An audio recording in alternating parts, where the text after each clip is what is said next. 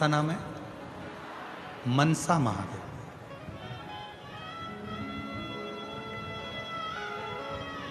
शिव जी का एक नाम मनसा महादेव भी है। मनसा महादेव से मतलब है जब संसार का व्यक्ति एक बेलपत्र लेकर, भले वो शंकर की चढ़ी हुई बेलपत्र क्यों ना हो,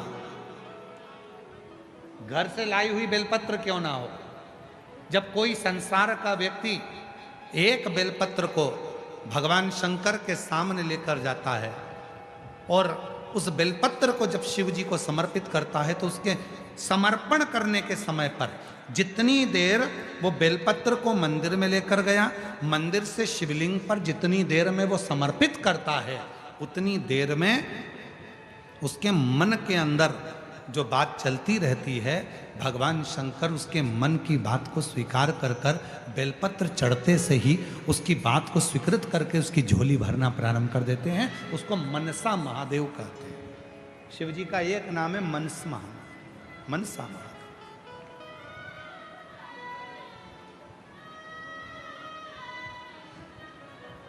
ये इधर भुसावल का तो हमको नहीं मालूम, परंतु जो निमाड़ी साइड है मध्य प्रदेश में, धार, राजगढ़, मंदसौर, नीमच, अलीराजपुर, जो निमाड़ का हिस्सा है, वहाँ पर माताएं मनसा महादेव का पूजन भी करती हैं और मनसा महादेव का व्रत भी करती हैं।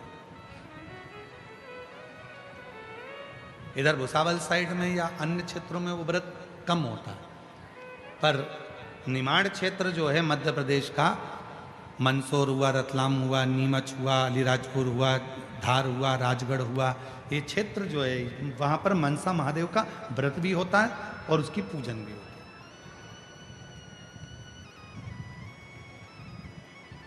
मनसा महादेव और मनसा महादेव की पूजन का एक विधान और वर्णन किया गया है महाराज। यदि आप लोगों को बाजार में किताब मिले मनसा महादेव की तो आप ले सकते हैं, उसमें एक विधान आप उसमें पढ़ सकते हैं कि मनसा महादेव में 7 बेलपत्र, 7 चावल के दाने, 7 दुर्वा, 7 कनेर के फूल जब हाथ में लिए जाते हैं, और भले लड़के की उम्र 40 साल हो गई हो, 35 साल हो गई हो, 32 साल हो गई हो, लड़की की उम्र भले 32 साल हो गई हो, 35 साल हो गई हो, 25 साल हो गई हो, 40 साल हो गई हो, जिस लड़का और लड़की का विवाह नहीं होता, तो 7 बेलपत्र, 7 चावल के दाने, 7 कनेर के फूल, 7 दुर्वा मनसा महादेव के नाम से लिया जाता है और हृदय से लगाकर उसको सोमवार के दिन प्रदोष काल में, शाम का समय प्रदोष काल में मनसा महादेव के नाम से शिव जी पे समर्पित किया जाता है, तो उस लड़का लड़की का विवाह जल्दी से जल्दी हो ही जाता है। वो मनसा महादेव, उसको मनसा महादेव।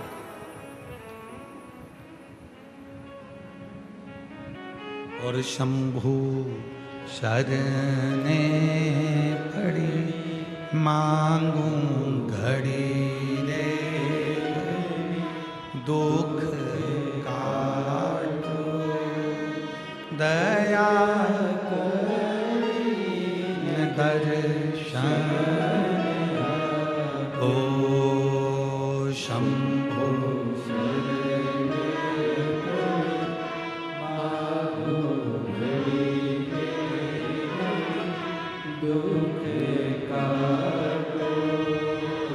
दया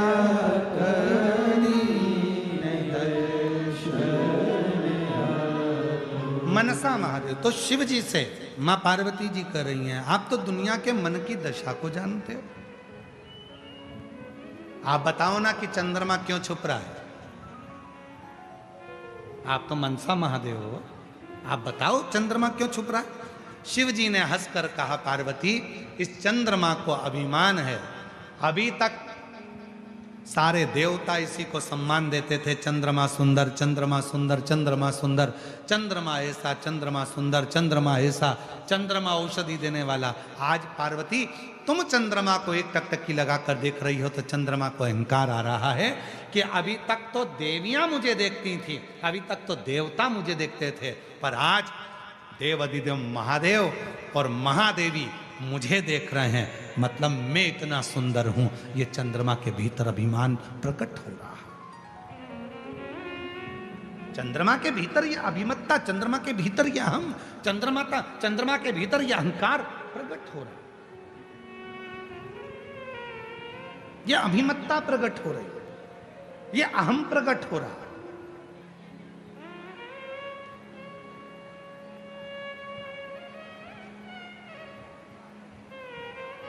और शिवजी कह रहे हैं पार्वती ये अहंकार चंद्रमा का केवल आज का नहीं है।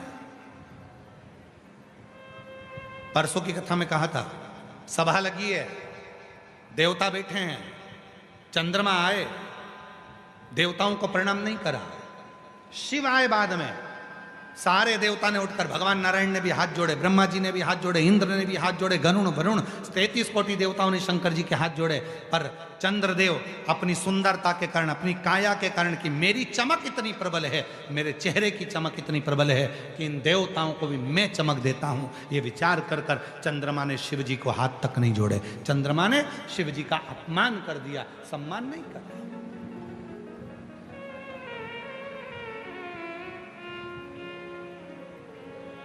पार्वती ये आज का नहीं है, ये पुराना है, पुराना। और निवेदन है, बाबा भोलेनाथ जी से कहते रहना, हमारे घर में गाड़ी देना पर अभिमान मत देना, हमारे घर में बंगला देना पर अभिमान मत देना, हमारे घर में फैक्ट्री देना पर अभिमान मत देना, हमारे घर में नौकर चाकर देना पर अभिमान मत देना, हमारे घर में धन दौलत देना पर अभिमान मत देना। क्यों? क्योंकि जब व्यक्ति के धन बढ़ता है, सत्ता बढ़ती है, वैभव बढ़ता है, प्रतिष्ठा बढ़ती है, दौलत बढ़ती है, वैभव बढ़ता है, तो अभिमान भी बढ़ता है। और जब अभिमान बढ़ता है तो एक ना एक दिन वो अभिमान व्यक्ति के सारे धन, वैभव, दौलत, संपदा, सत्ता सबको ले जाकर नीचे पटक देता है। वो अभिमान,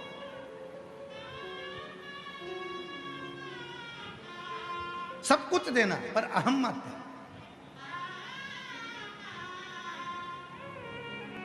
अहंकार मत है। इसीलिए हम शिव महापुराण की कथा में जितने भी यजमानों के यहाँ कथा करने के लिए जाते हैं, हम उन यजमानों से एक ही बात कहते हैं कि कथा यजमान नहीं करा रहा है, कथा स्वयं शिव करा रहा है। इसलिए जितने दिन तक यजमान पत्नी के साथ में बैठता है कथा सुनने के लिए, उतने दिन तक शंकर पार्वती उस यजमान के रूप में कथा को श्रवण करने के लिए बैठते हैं। ये हम कहते हैं। और हम तो यहाँ भी कहेंगे श्री रतन जी को, श्री विजय जी को, श्री अजय जी को और उनकी धर्म पत्नियों को भी कहेंगे, पूरे भोई परिवार को कहेंगे कि आप इस कथा के मुख्य यजमान हैं। बाबा ने कृपा कर कर आपका हाथ पकड़कर आपको कथा के यजमान बनाया है। आप साधारण नहीं हैं, शंकर और पार्वती के रूप में आप बैठकर कथा को करवा रहे हैं। आप सहज नहीं। अगर कोई श्रीमद् भागवत कथा होती तो राजा परीक्षित करा लेते, रामचरितमानस की कथा होती तो काशी के नरेश करा लेते, पर शिव महापुराण की कथा का कोई यजमान नहीं होता। शिव महापुराण की कथा का तो केवल एक यजमान होता है, और वो देवाधिदेव महादेव।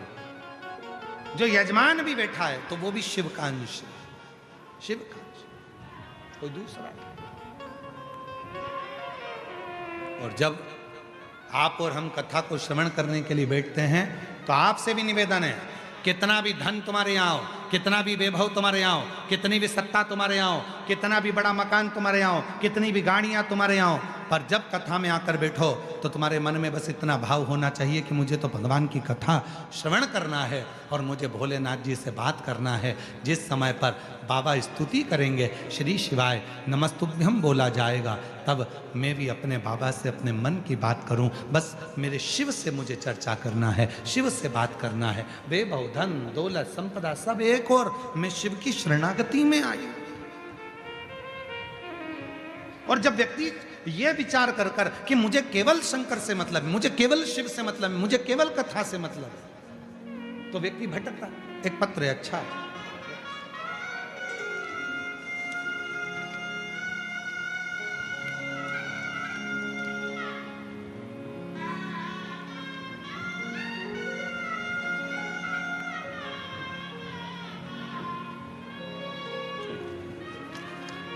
बहुत अच्छा पत्र है।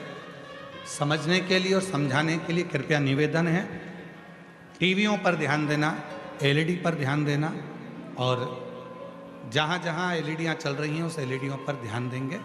इस पत्र को पहले जिसने बनाकर भेजा है उसके लिए एक बार जोरदार ताली बजाओ। श्री सागर नालट सो पूनम नालट, मोटी उमरी, अकोला जिला अकोला से आए हैं। ठीक है, कहीं बैठे हों तो आ सकते हैं। आपने जो पत्र भेजा है उसके आगे का जो एक पृष्ठ आपने लगाया है वो समझने का है, बड़ा सुंदर है, आप सब समझेंगे इसको, बड़ा सुंदर है। देखिए, ये बनाइए घड़ी, दिख रही है सबको? जम के तो बोलो, क्या बनाइए? घड़ी। इसमें एक बड़ा कांटा है, फिर एक उससे छोटा कांटा है, फिर एक उससे छोटा कांटा है। कितने कांटे हैं? 3। सबसे बड़ा कांटा उसने लिखा है बड़ा कांटा दुख का। कौन सा कांटा है? दुख का। छोटा कांटा सुख का। कौन सा कांटा है? सुख का। और सबसे छोटा कांटा उसमें लिखा है, जो सबसे छोटा कांटा है वो शिव का। कौन सा कांटा है? शिव का। अब जरा समझिएगा, सबसे बड़ा कांटा दुख का, ठीक है, चलता है, बड़ा है, दुख बड़ा होता है हमेशा, चलता रहता है, चलता रहता है, खसकता रहता है। पर ये जो छोटा कांटा है जो बिल्कुल राइट टाइम बताता है, बिल्कुल राइट टाइम बताता है, ये है सुख का कांटा।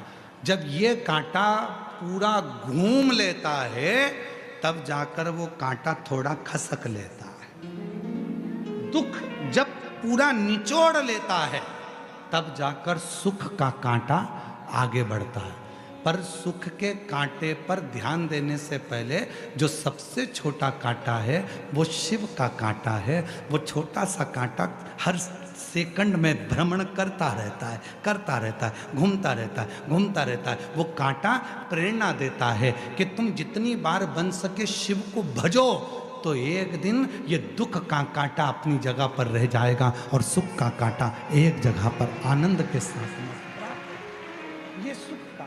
अब पत्र देखिए, बाबा एक लोटा जल का मैं क्या वर्णन करूं। 8 साल से मेरे घर में संतान नहीं था। मैंने आईवीएफ करवाया, डॉक्टरों का इलाज करवाया, फिर भी मेरे यहाँ संतान का सुख नहीं आया। तब सीहोर गई, वहाँ कुबेरेश्वर धाम पर रुद्राक्ष महोत्सव के समय पर रुद्राक्ष लिया, कंकर शंकर की पूजन करी। वापस आते ही अकोला में शिव महापुराण की कथा हुई, उसमें सेवा में लग गई। शिव पुराण की कथा की सेवा में लगी। साथ ही हमने 1000 लीटर पानी बाबा की कृपा से वितरण भी किया। और बाबा की ऐसी कृपा हुई गुरुदेव, 3 जून 2024 को बाबा की कृपा से मेरे घर में पुत्र रत्न की प्राप्ति हो गई। जहां आईवीएफ से भी संतान ना हुई तो पुत्र रत्न की प्राप्ति हुई। कहीं बैठे हो तो आ सकते हैं। पत्र देखिए, बड़े सुंदर सुंदर है।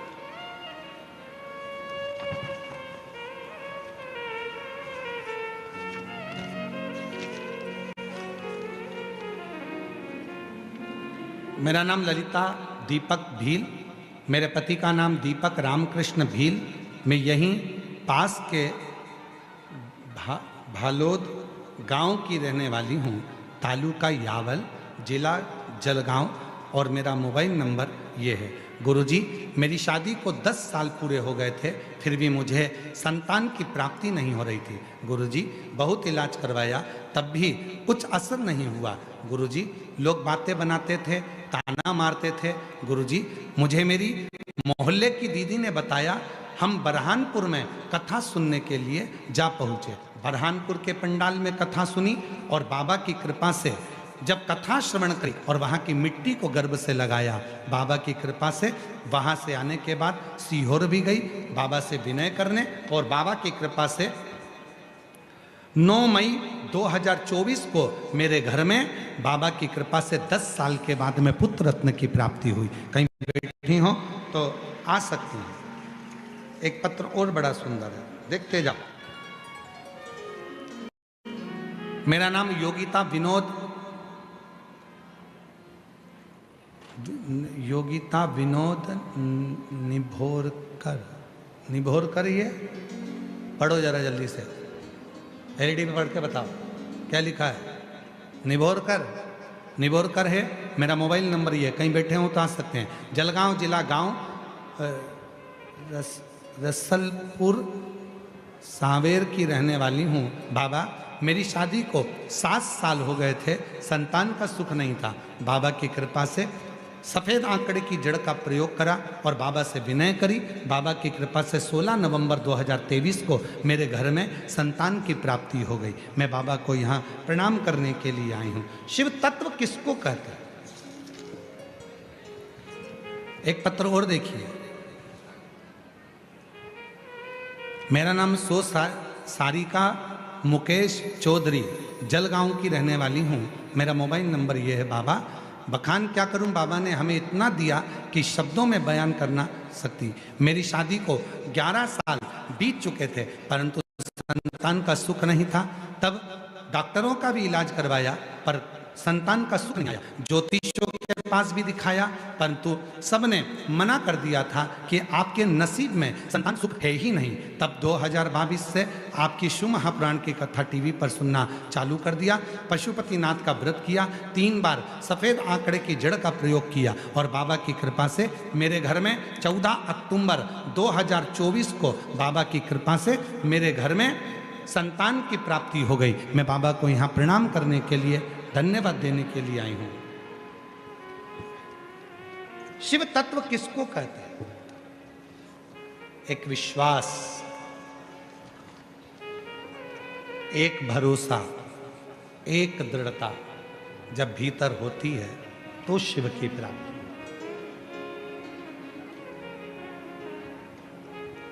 और मैंने तेरे ही भरोसे बाबा, तेरे ही हवा बिच उड़ती जावांगी। बाबा डोर कटी जावांगी। भोले मैं तेरी शंभू में हवा बिच उड़ती जावांगी। बाबा डोर भोले मैं तेरी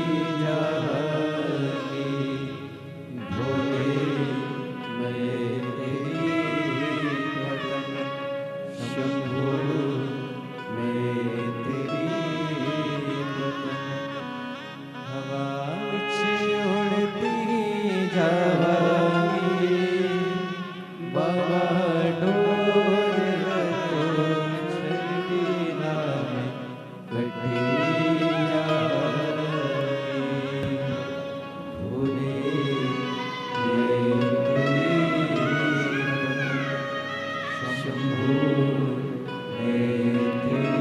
8 साल के बाद हुआ है। एक बार जोरदार ताली बजाकर स्वागत अभिनंदन करें। शिव शिव है।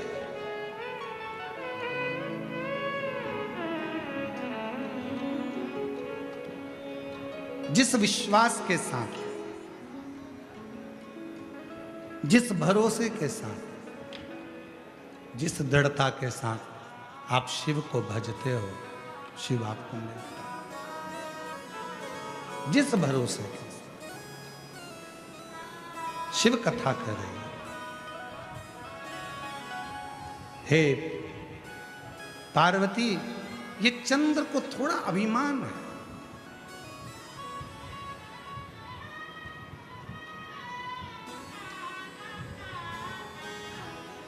जब व्यक्ति बहुत ऊंचाइयों पर पहुंचता है, थोड़ी उन्नति की ओर बढ़ता है, तो उसको थोड़ी अभिमतता आ जाती है, थोड़ा अहम। पर शिव महापुराण की कथा कहती है, जिसने अभिमान का त्याग कर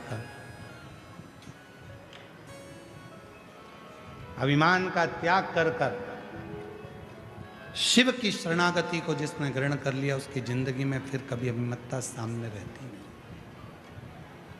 कभी नहीं।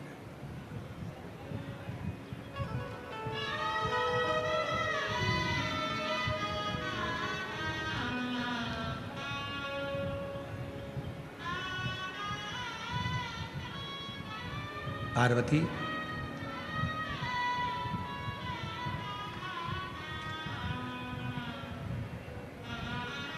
सभा लगी हुई थी, उस सभा में चंद्रदेव ने मेरा अपमान करा था, पर मुझे उसके अपमान से मुझे कोई फर्क नहीं पड़ता, उसके अपमान से मुझे कोई दिक्कत नहीं है। और पार्वती आज फिर पुनः वापिस, इस चंद्र को बड़ा अभिमान है, चंद्र को अहंकार है।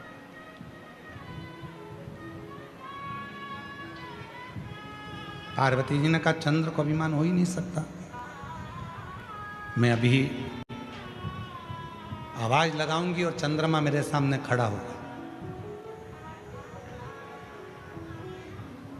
एक आवाज लगाऊंगी और चंद्रमा मेरे सामने होगा। पार्वती जी ने कहा, शिव जी ने कहा पुकारिए, लगाओ आवाज।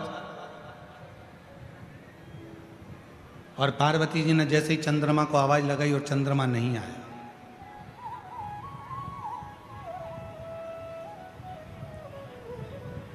फिर पुनः पार्वती जी ने आवाज लगाई, चंद्रमा नहीं आया।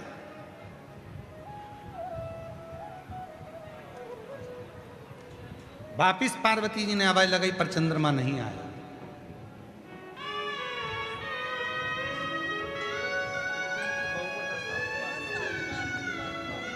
ये बहू को दो, ठीक है?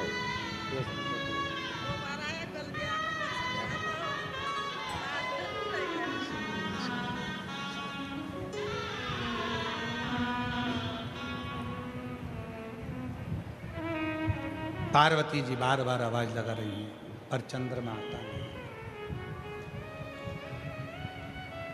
जब चंद्रमा नहीं आया आवाज लगाने पर पार्वती जी को क्रोध आया।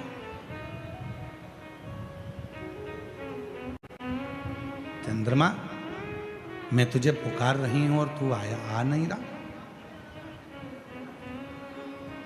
मुझे लगता है कि तेरे भीतर थोड़ी सी अभिमान अहंकार समाहित हो गए और तू उस अभिमान के कारणवश मेरे करीब में नहीं आ। कोई बात जा, एक दिन ऐसा आएगा चंद्रमा, और ये बात कल भी कथा में कही थी और परसों भी कथा में कही थी कि किसी को अपशब्द मत, किसी को आड़ा टेढ़ा मत। अहंकार में फूलकर आप किसी को ऐसा शब्द मत कहो कि कल उसकी जरूरत पड़े और आपको फोन लगाना पड़े, बात करना पड़े और वो व्यक्ति फिर बात का स्मरण करे कि इसने तो मुझे आक्षेप लगाया था, अपशब्द कहा था, ताने दिए थे, गाली दी थी, आड़ा टेढ़ा बोला था, और उसी व्यक्ति की जरूरत तुमको पड़ेगा ना। वाणी ऐसी बोलिए जो मन का आपा हो, जो मन का आपा कोई, ऐसी वाणी होना चाहिए। हृदय से बोलो, प्रेम से बोलो, स्नेह वश बोलो। श्री शिवाय नमस्ते।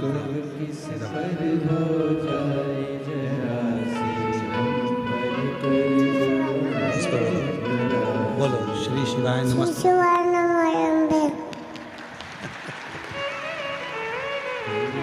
फिर से बोलो एक बार, श्री शिवाय नमस्ते।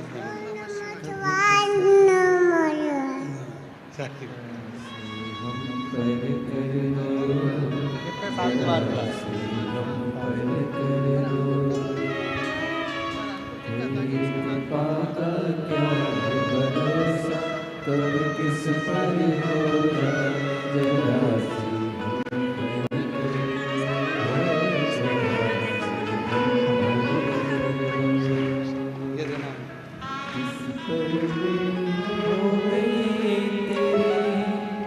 कृपा करुणा वो भव पार हुआ, भव पार हुआ। पापी हो चाहे जितना उसका भी बाबा उद्धार हुआ, उद्धार हुआ।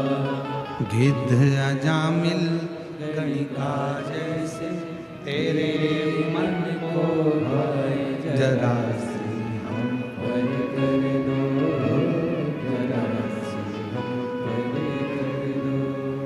इसीलिए शिव कथा बार बार कहती है।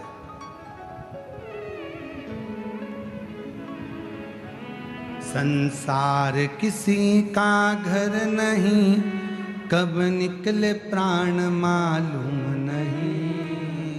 मीठो मीठो बोल थारो काई बिगड़े, शिव नाम बोल थारो काई बिगड़े। ओ मीठो मीठो बोल थारो काई बिगड़े, शिव नाम बोल थारो काई बिगड़े। मीठो मीठो बोल थारो काई बिगड़े, शिव नाम बोल थारो काई बिगड़े। मीठो मीठो बोल थारो काई बिगड़े, शिव नाम बोल थारो काई बिगड़े। काई बिगड़े रे थारो काई बिगड़े, काई बिगड़े रे थारो काई बिगड़े। ओ काई बिगड़े रे थारो काई बिगड़े, काई बिगड़े रे थारो काई बिगड़े।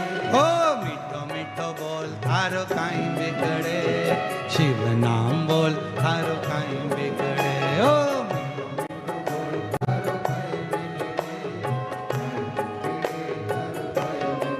दोनों हाथों से ताली सेवा देते बड़े प्रेम से।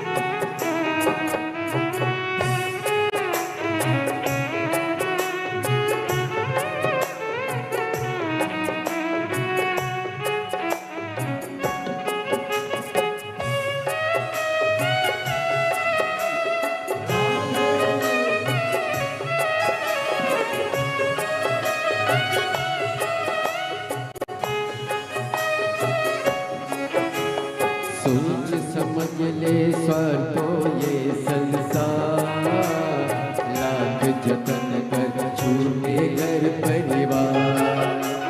सोच समझ ले स्वार्थो ये संसार, लाख जतन कर छूटे घर परिवार। तू जान ले पहचान ले, तू जान ले पहचान ले, संसार किसी का घर नहीं, कब निकले प्राण मालूम नहीं। मिठ मिठ बोल थारो काई बिगड़े, काई बिगड़े थारो काई बिगड़े। मिठ मिठ बोल थारो काई बिगड़े, काई बिगड़े थारो काई बिगड़े।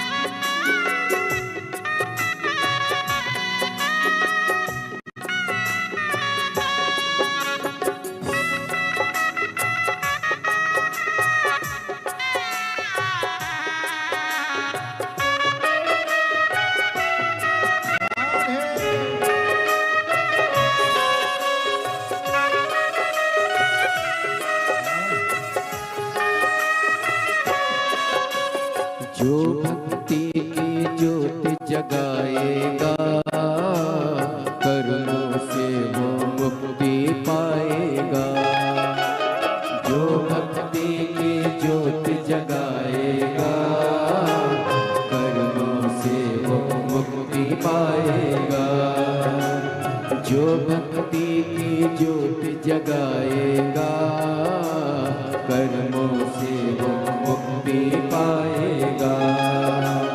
जो भक्ति की ज्योत जगाएगा, कर्मों से वो मुक्ति पाएगा। तू जान ले पहचान ले, तू जान ले पहचान ले। संसार किसी का घर नहीं, कब निकले प्राण मालूम नहीं। मिठ मिठ बोल थारो काय बिगड़े, काय बिगड़े थारो काय बिगड़े।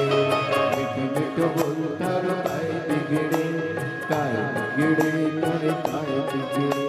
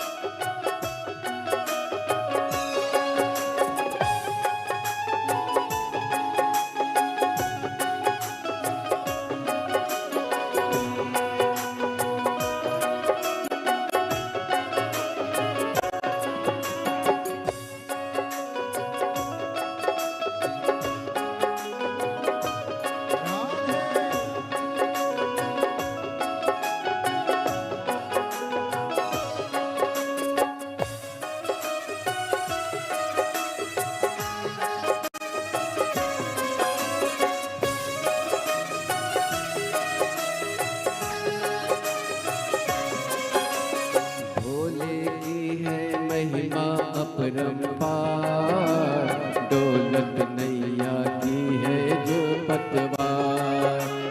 भोले की है महिमा अपरंपार, दौलत नैया की है जो पतवार। भोले की है महिमा अपरंपार, दौलत नैया की है जो पतवार। भोले की है महिमा अपरंपार, दौलत नैया की है जो पतवार। तू जान ले पहचान ले, तू जान ले पहचान ले। संसार किसी का घर नहीं, कब निकले प्राण मालूम नहीं। मिठ मिठ बोलता रो काय बिगड़े, काय बिगड़े तारो काय बिगड़े। भोले भोले बोलता रो काय बिगड़े, काय बिगड़े तारो काय बिगड़े।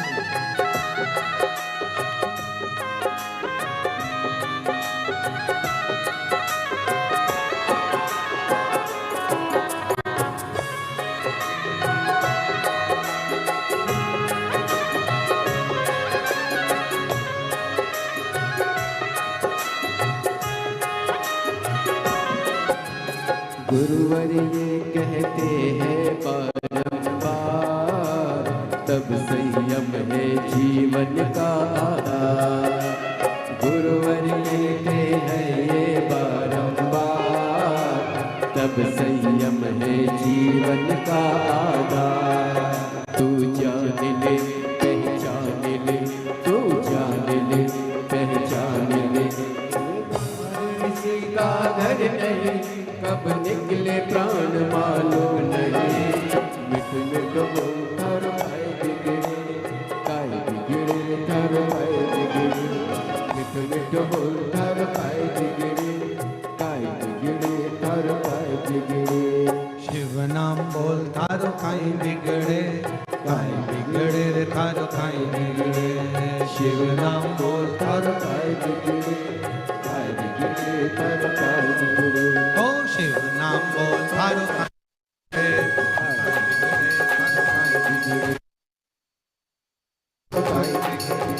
काई बिगड़े रे थारो काई बिगड़े। शिव नाम बोल थारो काई बिगड़े, शिव नाम बोल थारो काई बिगड़े, काई बिगड़े रे थारो काई बिगड़े। काई बिगड़े रे थारो काई बिगड़े। शिव नाम बोल थारो काई बिगड़े, काई बिगड़े रे थारो काई बिगड़े। शिव नाम बोल काई बिगड़े रे थारो हर हर।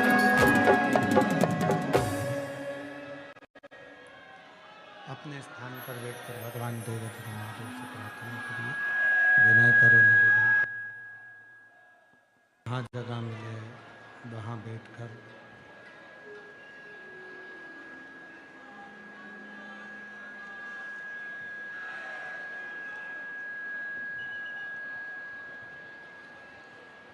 बाबा देव अधिदेव महादेव से प्रार्थना करेंगे, विनय करेंगे, निवेदन करेंगे। जहाँ जगह मिले वहाँ बैठकर बाबा को अपने मन का भाव कहो, निवेदन करो, विनती करो, विनय करो।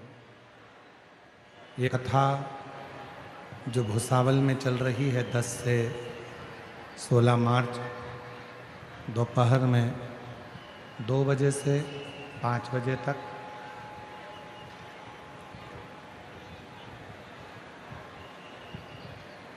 फिर 20 मार्च से 26 मार्च तक शिव महापुराण की कथा जयपुर राजस्थान में 1 बजे से 4 बजे तक दोपहर में होगी, जयपुर राजस्थान।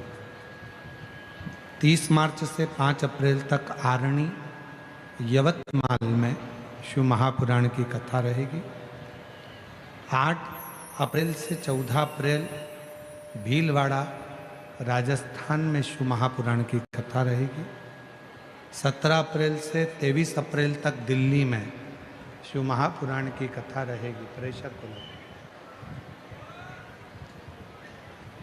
बाबा से अपने मन का भाव कहेंगे, प्रार्थना करेंगे, विनय करेंगे, निवेदन करेंगे।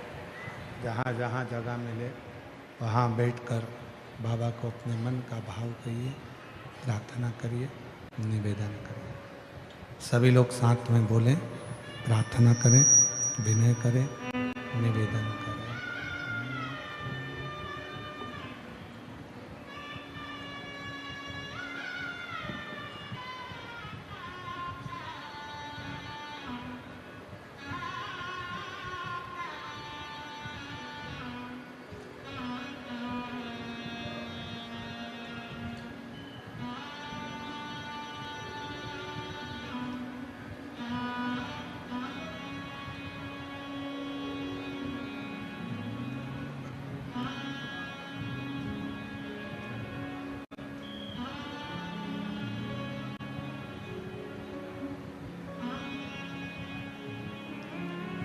श्री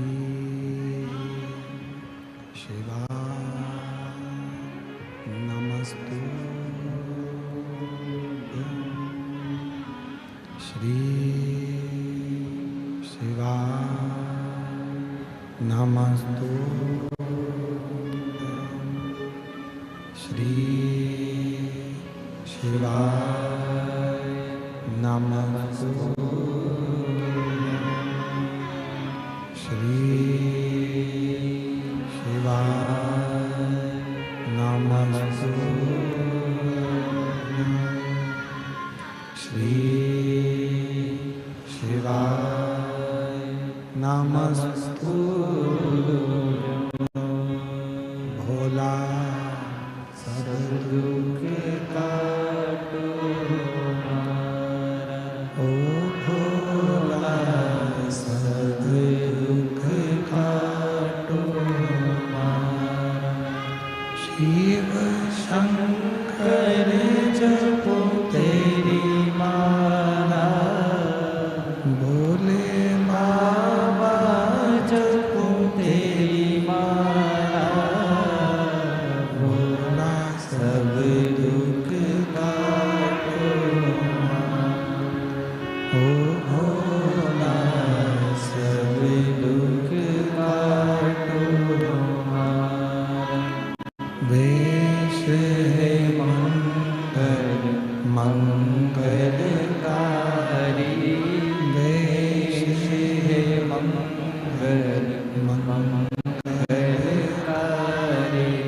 शमशान वासी हमारा शमशान वासी हमारा ओ भोला सब दुख काटो हमारा ओ भोला सब दुख काटो हमारा।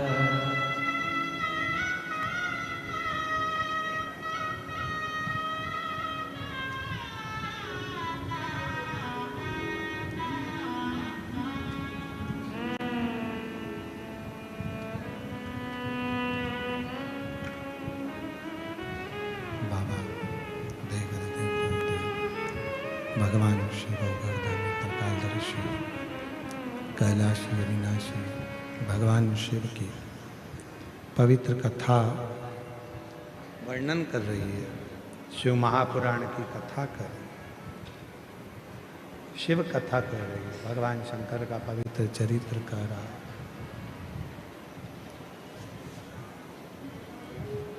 हे पार्वती, ये चंद्र की विमत्ता एक दिन चंद्र को कष्ट प्रदान करेगी और चंद्र तकलीफ में आकर खड़ा हो जाएगा।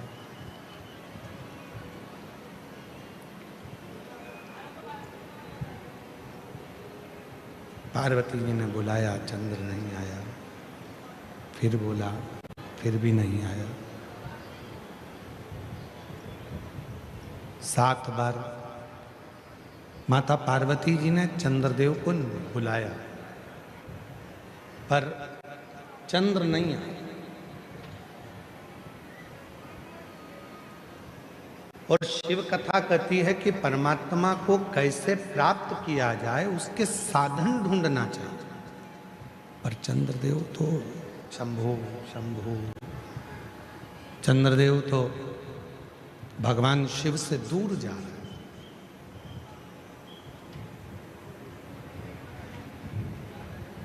ध्यान रखें, घड़ी कहीं खो गई है तो हम उसको ढूंढते हैं, खोजते हैं। मोबाइल कहीं रखा गया तो हम उसको खोजते हैं, हम उसको ढूंढते हैं, हम उसको खोजने का प्रयास करते हैं। उसी तरह जैसे घड़ी कहीं चली गई तो हम उसे खोज रहे हैं, मोबाइल कहीं चले गया तो हम उसे खोज रहे हैं। जिस दिन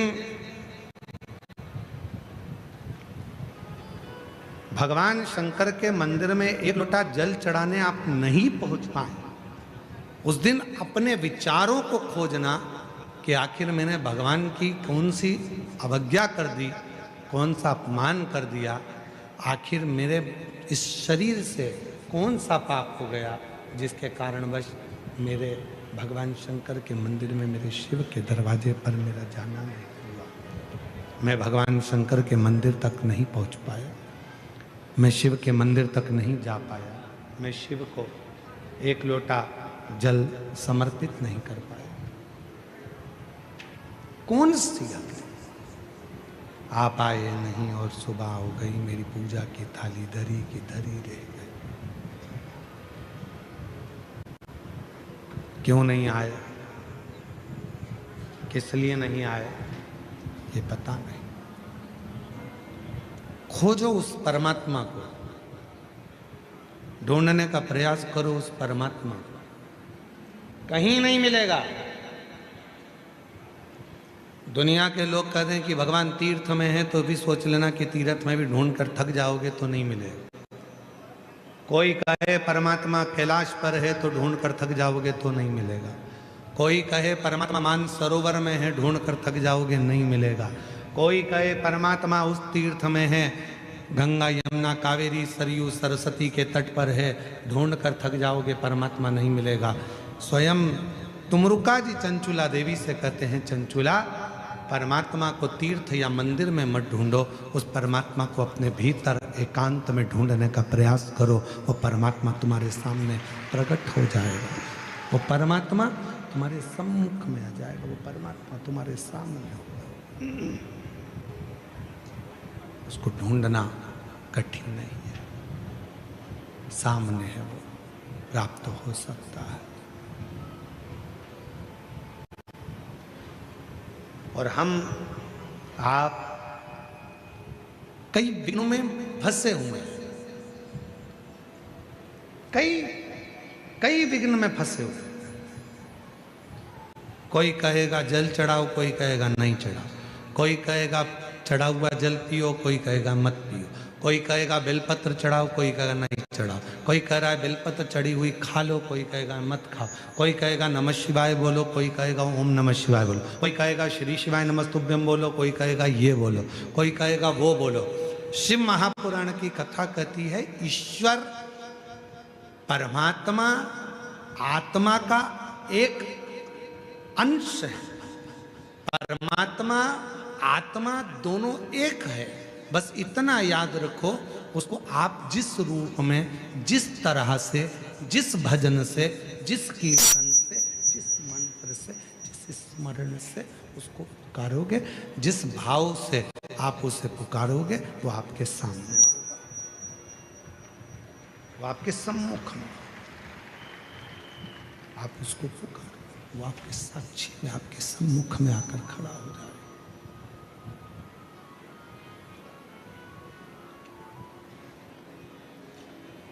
वो एक लाइन शैलेंद्र जी बड़ी सुंदर गुनगुनाते हैं महाराज।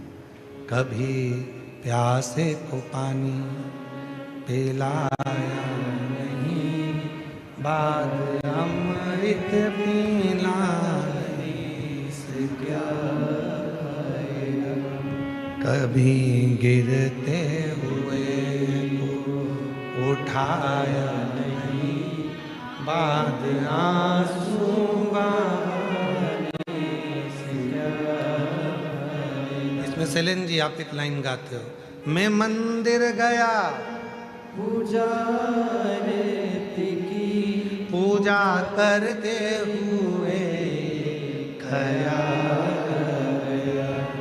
मैं मंदिर गया पूजा की, पूजा करते हुए खया। कभी माँ बाप की सेवा की नहीं, फिर पूजा रचाने से क्या फायदा। अरे भाई, पूरे राष्ट्र को प्रेरणा देता है महाराष्ट्र, पूरे राष्ट्र को प्रेरणा देता है महाराष्ट्र। और महाराष्ट्र में भी हरि विठ्ठल की वो भूमि पंढरपुर, वो प्रेरणा देती है कि अपने माँ बाप की सेवा पौंडलिक कर रहे थे, हरि विठ्ठल बाहर खड़े थे, मेरा दर्शन कर ले। और पौंडलिक कहते हैं मेरे माँ बाप की सेवा के बाद आऊँगा। भगवान कमर पर हाथ रखकर खड़े हो गए। कहा कीचड़ है, पौंडलिक ने खटिया के नीचे से एक ईंट उठाकर फेंक दी और हरि से कहा, भगवान श्री हरि से कहा, इस पे खड़े हो जाओ। भगवान उस पौंडरी के इंतजार में खड़े हैं। इंतजार। अब बताओ पौंडरिक ने कौन सी पूजन करी? अब बताओ पौंडरिक ने कौन सा मंत्र जपा था? पौंडरिक ने कौन सी पूजन करी थी? पौंडरिक ने कौन सा अनुष्ठान करा था? पौंडरिक ने कौन सा अभिषेक करा था? पौंडरिक ने कौन सा अनुष्ठान, कौन सी पूजन, कौन सी अर्चना, कौन सी साधना पौंडरिक करे? कौन सी साधना करे, कौन सी पूजन करे हैं पौंडरिक?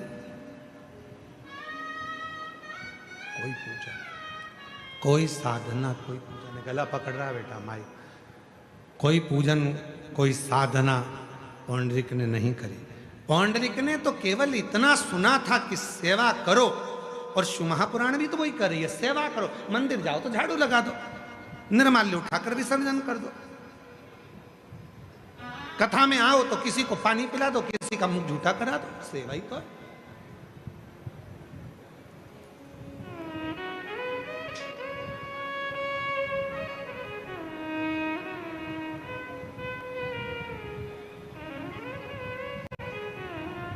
ये सेवा नहीं तो और क्या? और मिलता है, सेवा का फल जरूर मिलता है। सेवा करो तो मेवा मिले रे,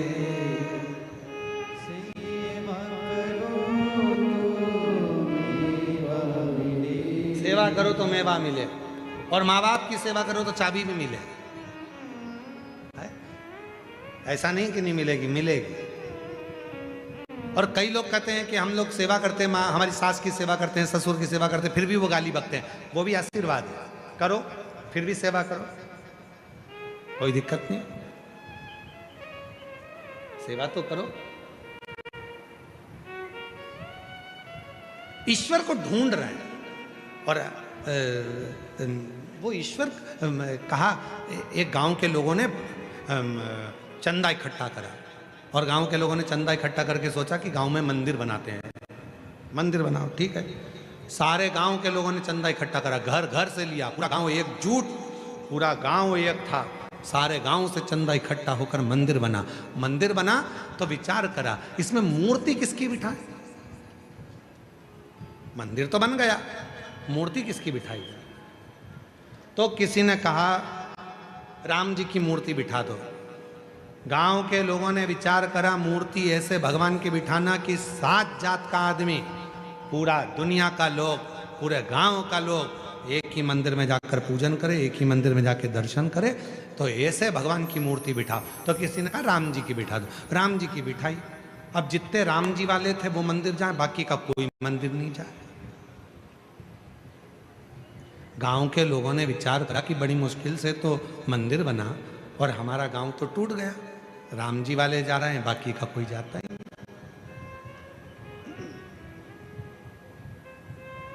गांव वालों ने सोचा अपना गांव का लोग तो टूट रहा है, एक काम करो, राम जी को विसर्जन करो। किसको बिठाएं? तो कहा भगवान कृष्ण को बिठा। अब राम जी को विसर्जन करिया है, कृष्ण जी को बिठा दिया। अब कृष्ण जी को बिठाया तो केवल कृष्ण वाला जाए, ना राम वाला जाए, ना देवी वाला जाए, ना दत्त वाला जाए, ना ये जाए ना वो जाए। गांव के लोगों ने सोचा बड़ी मुश्किल से तो मंदिर बना, मंदिर में मूर्ति की प्राण प्रतिष्ठा भी हो गई, भगवान बैठ भी गए।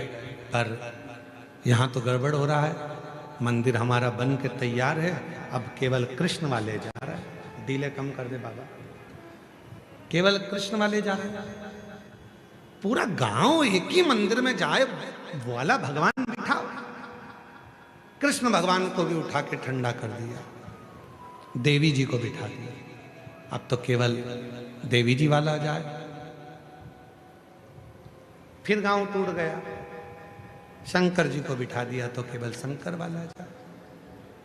गांव के लोगों ने सोचा अपना गांव का लोग तो टूट रहा है, एक ही जाजम पर बैठे, एक ही मंदिर में सब जाए, एक ही देवता का पूजन करे, ऐसा अपना गांव होना चाहिए।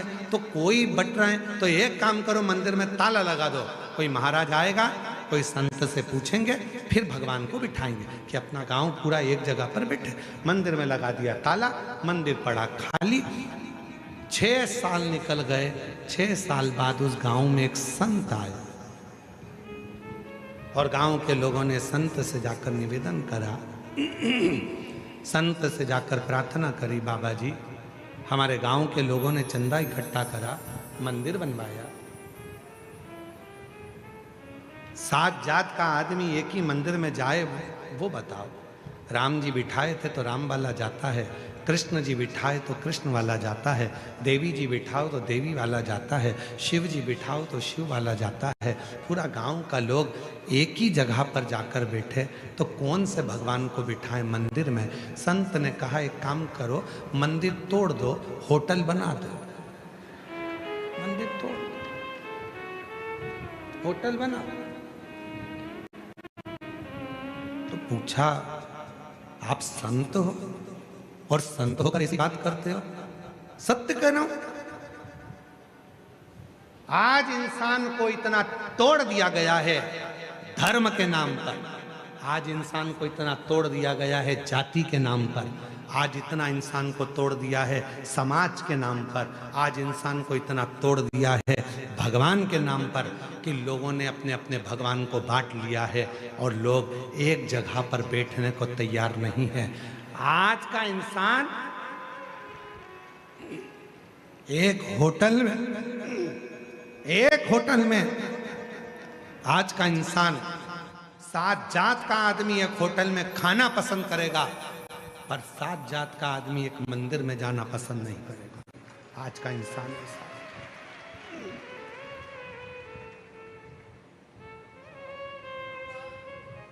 7 जात का आदमी एक होटल में खाना पसंद करेगा, पर 7 जात का आदमी एक मंदिर में जाना पसंद नहीं करेगा।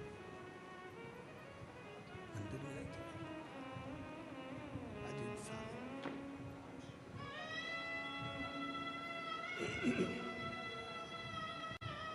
कितना बटेगा, कितना बांटोगे, कितना विभाजित करोगे? केवल इंसान आप सब बैठे हो सकता है हमारी बात का आप लोगों को बुरा लग जाए। ईमानदारी से बोलना, यहाँ जितने बैठे हो तुम्हारे मन पर हाथ रखकर बोलना। तुम सवेरे सवेरे पाठ करने बैठते हो तो भी तुम्हारे मन में उलझन रहती है, हनुमान जी का मंत्र पढ़ूं कि राम जी का पढ़ूं। कई इतने चतुर है कि माला लेके बैठते हैं तो 2-4 देवता की माला एक साथ पढ़ लेते